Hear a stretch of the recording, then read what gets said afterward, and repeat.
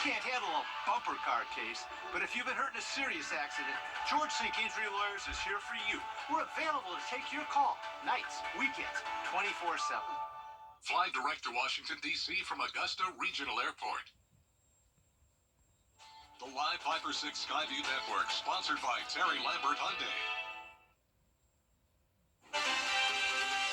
Well, we've got some storms on the way with severe weather possible.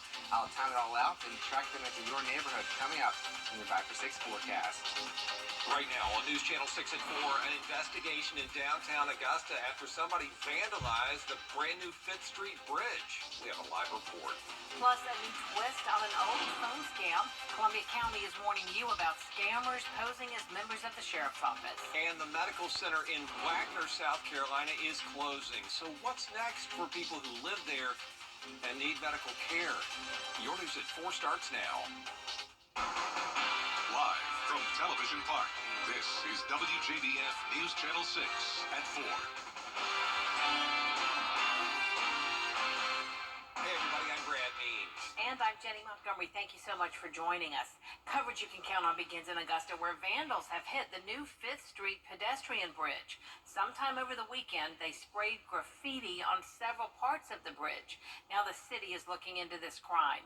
News Channel 6's Graham Lee is live on that bridge right now. And Graham, the bridge is still pretty new. It's been open for about 18 months. Well, that's exactly right, Jenny, but we're talking about a historic bridge as well. First built in 1931, then it was closed to traffic and reopened in September 2022 after several years of disrepair. But now the new bridge is seeing more damage. Now, word got to the Traffic Engineering Division on Monday that graffiti was sprayed on several items on the bridge, and the planers have a big blue smiley face, a compass, and another with a message with what appears to say, "Grow your own way." One of the other items has apparently a cat saying meow. Some may think this is a harmless prank, but city leaders tell us this is no laughing matter.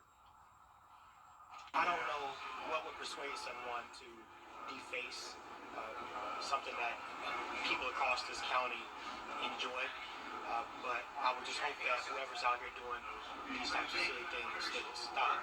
But we need to get out there, clean the bridge, and put in some additional security measures to make sure that doesn't happen again.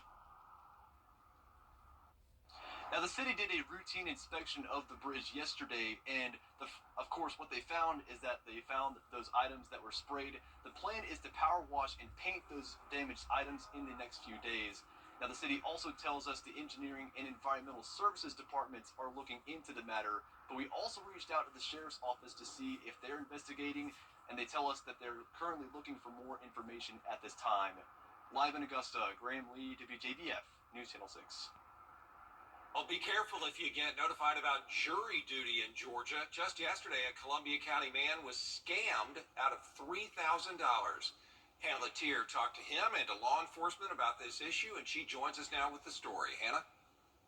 Brad, Kevin Cassidy got a phone call yesterday from someone claiming to be a lieutenant with the Columbia County Sheriff's Office. He told Cassidy that he missed federal jury duty, and to avoid being arrested, he needed to pay $3,000 immediately. Cassidy says the scammer called from an Appling phone number, used the last name of an actual Sheriff's Office employee, and even sent Cassidy a copy of the arrest warrant with his name on it. He and his wife called the Sheriff's Office after sending the money and found out they got scammed. Cassidy says he's not one to fall for scams, but that it was so convincing. He wants other people to be aware and not have the same thing happen to them. It hit us hard, and I have a good job, and I make decent money, but I have a kid that's sick, that's going through cancer treatments, and I've had some major medical issues too. So we're on a tight budget, just like all Americans are right now. My goal is to let the public know that this is a scam. If you do get contacted by phone, that hang up and immediately call the sheriff's department. Cassidy filed an incident report request with the sheriff's office. Coming up at 5, we'll hear from law enforcement about how you can protect yourself from these scams. Jenny? All right, thanks so much, Hannah. It is time now for our first check Of next year. A major development affecting healthcare in Wagner, South Carolina, following staff departures at the local medical center. The story from Aiken Bureau Chief Sean Cabbage-Stock.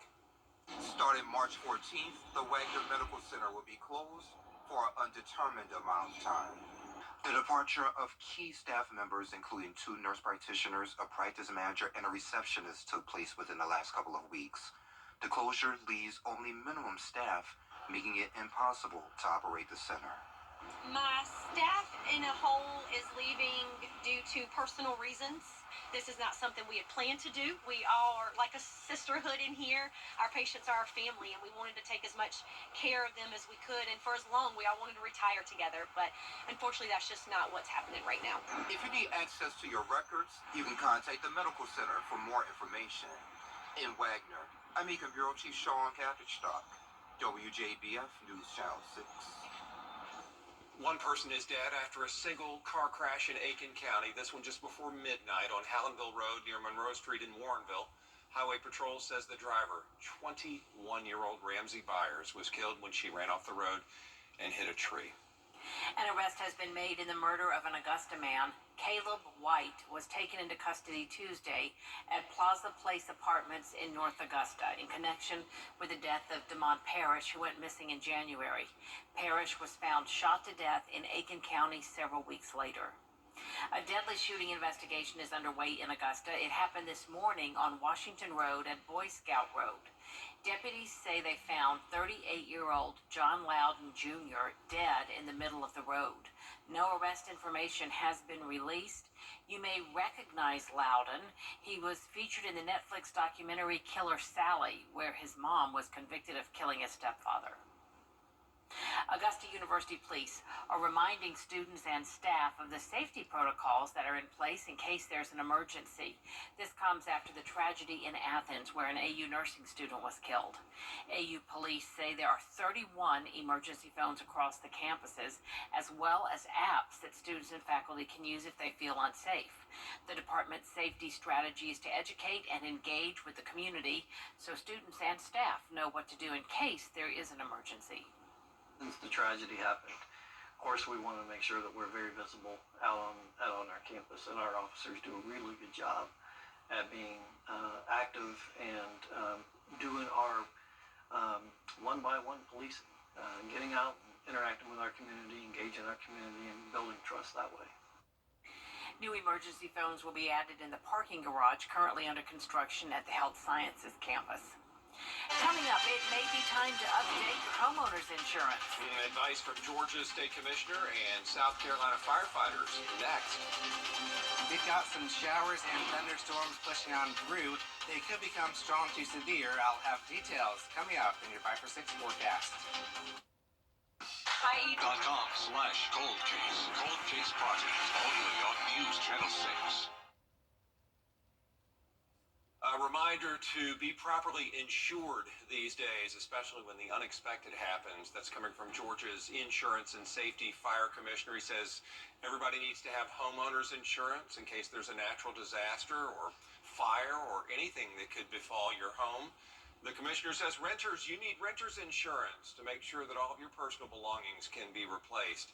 And good news if you have solar panels or eco-friendly windows, anything that's go green or energy efficient, you can get a discount on insurance. It's really important to people just start doing inventory of their property, just taking photographs with their phones and storing all this important data, photographs, precious photographs that can't be replaced, and having a digital record and storing it in the cloud if all possible. But and then also having a conversation. The probably most important thing is having a conversation with your agent. You know, the commissioner says that's really important. Do that every year with the insurance provider if you can to see what's covered and what's not. And ask about flood insurance because sometimes when it floods, only certain policies cover that. In South Carolina, one fire department says it's seeing a rise in the number of homes without renters or homeowners insurance. Colin Riviello tells us why officials are urging folks to get insurance before it's too late. North Spartanburg firefighters say out of the past 20 structure fires causing major damage, 8 did not have proper insurance coverage. Deputy Chief Nick Ray says the combined financial loss amounts to several $1,000,000. Ray says some homeowners and renters may not be able to afford the premiums. Being a homeowner, it's a protection of your investment. Whether you're a 15-year, 20-year, or 30-year mortgage plan, you're paying on that for a substantial part of your life. So homeowners insurance there is to protect your investment. Ray says after a fire, his department will try to go back out and do a welfare check. Here in the CSRA, our fire departments will install alarms and detectors for you. Just contact them for installation services, a service that is free, by the way. We'll be right back. I'm attorney